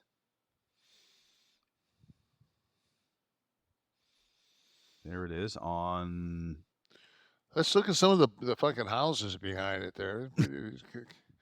Pretty sweet there. Can we just pull that up? Zoom into one of those? Yeah, can we just zoom into it? Is that one boarded up there? Or? No, I think it's just that might not be bad. That white one is a nice little. The first time my son was like old enough to realize, you go on up and down 94, and he was just like, "Dad, why does every house I've been on fire?" You drive for like a mile and a half, and every house has been burned down, fucking bombed out sections. Like, yeah. Like, I don't know, man. I remember one of the things, I've said this a billion times, but it's when like the internet first started coming out, and I was pissing around with it one night, and it had a picture of Hiroshima, and it showed a picture of like ground zero the day after the atomic bomb. And then it showed the picture of it now with this, it looks like Shanghai with a sphere, and, unbelievable. And then they showed 1968 Detroit. Like, and then today. And it was like nothing. Yeah. Yeah, like nothing. But yeah. Detroit has made a comeback. I mean, there's, Yeah, but Flint is Flint still a mess? Yeah. I mean, when every car in basically the world was built in Detroit when I was a kid, and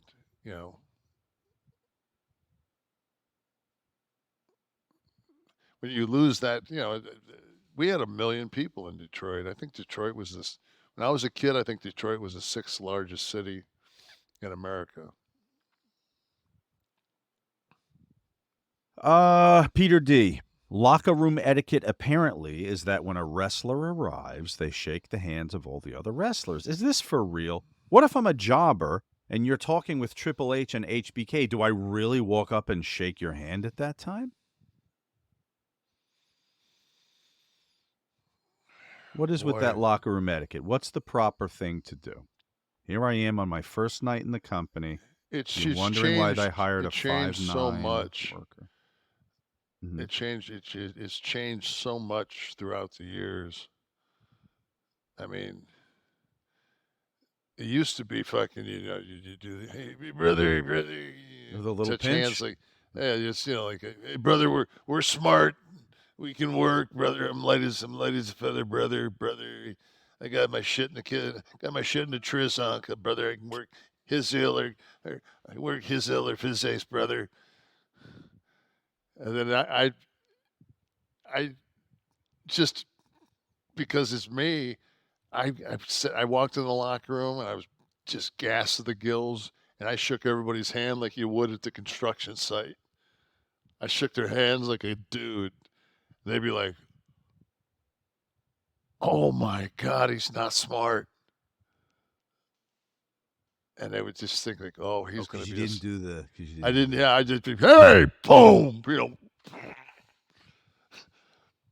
Cranston. Ed Cranston, how you doing? Got you tonight. What kind of shit do you like to do while I'm pounding on you? Did you ever take offense to how anybody came into the dressing room in your career? Anybody ever do it wrong, whatever that wrong would have been at the time? I remember when like Jindrak and Sanders and that whole like Natural Born Thrillers.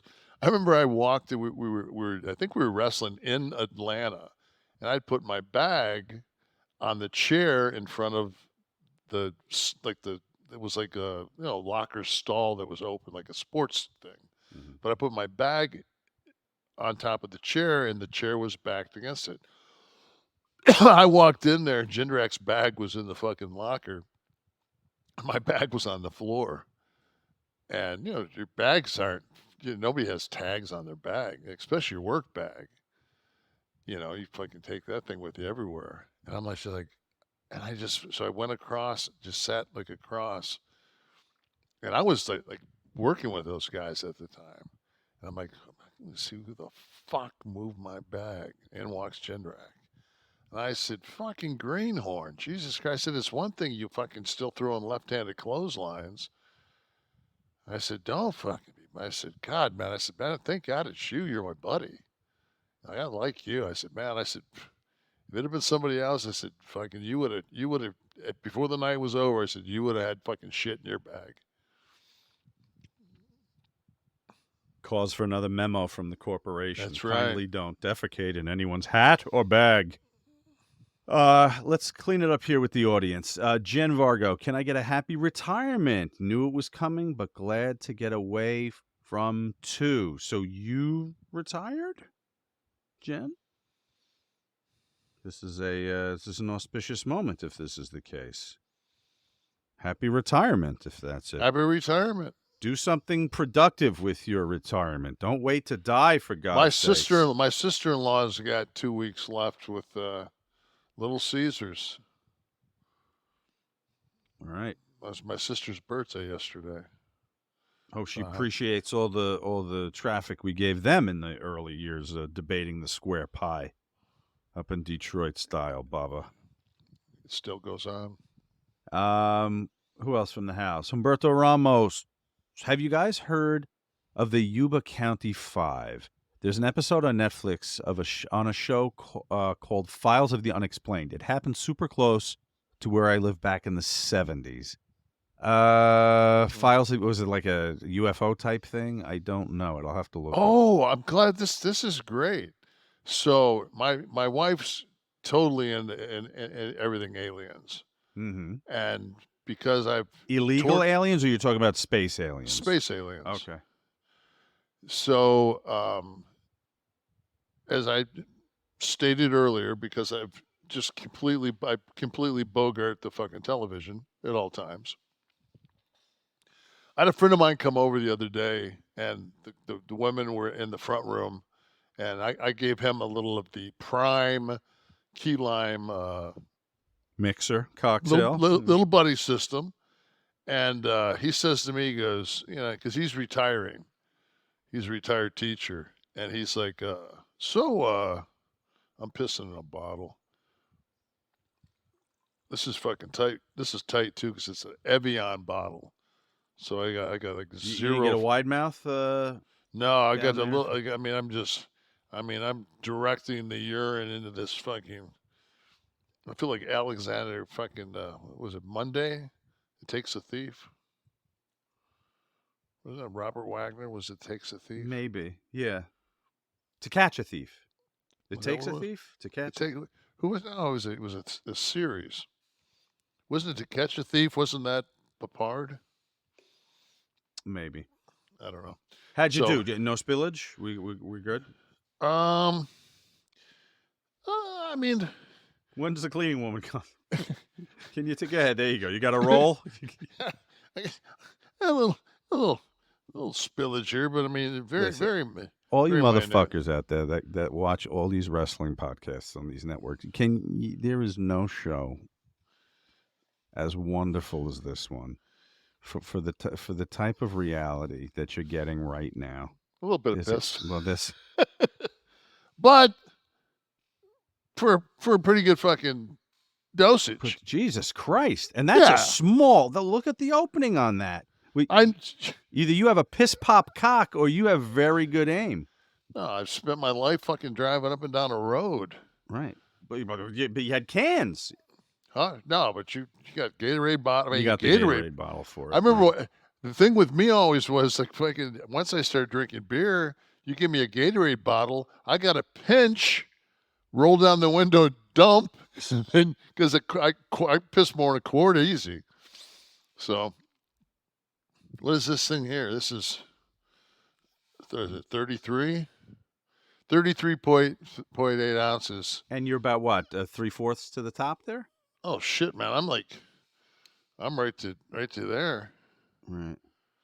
That's like, I mean, that's probably 3 ounces left. That's probably a 30 ounce piss with minor spillage. We're giving YouTube a new challenge this yes. week. It's not going to be the singing in the wrestling ring they're going to have to go after. Go ahead, please continue. So he asked me what my bucket list was. I said, dude, I lived my bucket list. I said, there's no place I want to go, nothing I want to do. He goes, what you know? I said, I'd like to go to the gym and I like to fucking watch TV. That's what I like to do. No place you want to go. Like, no. Because like when I went to every place when I was a nobody and was playing basketball, and like I went to the pyramids, and I said, you do realize now if no matter, like I told my wife this, like we're going on vacation. I said, there's no place because it's been like this for years. I don't care where you go. There's no place you can go that you're not going to get fucked with on this planet. I mean, maybe Easter Island, but I'm not going to fucking Easter Island. You mean you specifically from being recognized? Yeah, you're going to get fucked with. And it's, I can't put a baseball cap on. That doesn't fucking work. It's like you're still fucking 6'10" or 6'7". I mean, or 6'3", whatever height you want me to be. If you're smaller than me, I ain't got a problem with it. All I know is I've got a duck to go through a 6'8" door. So, but anyway, we were watching these different alien shows, and it was a really fascinating show about up until 1940, there was no such thing as A negative blood. There was no I'm A negative RH factor, and that's like that blood basically started in 40, and also like green eyes. So I'm A negative, which is 6% of the people on the planet have A negative RH factor blood, and 2% have green eyes. So we're watching this, and my wife goes to me. She goes, and they're saying how that the majority of these people are fucking people that have been abducted at some point.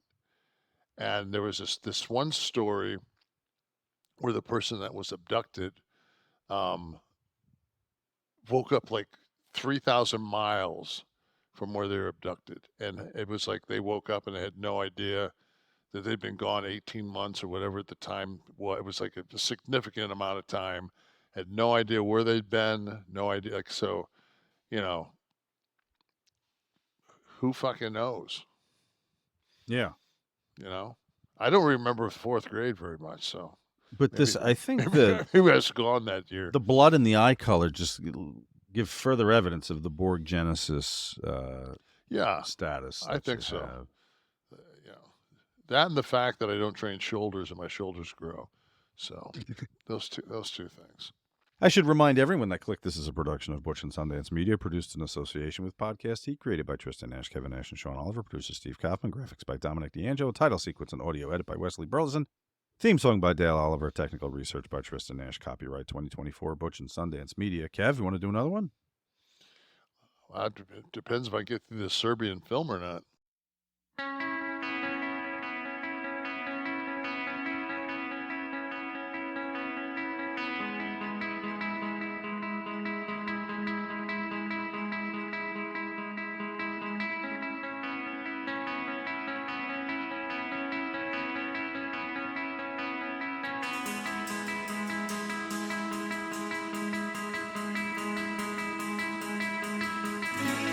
Let us free.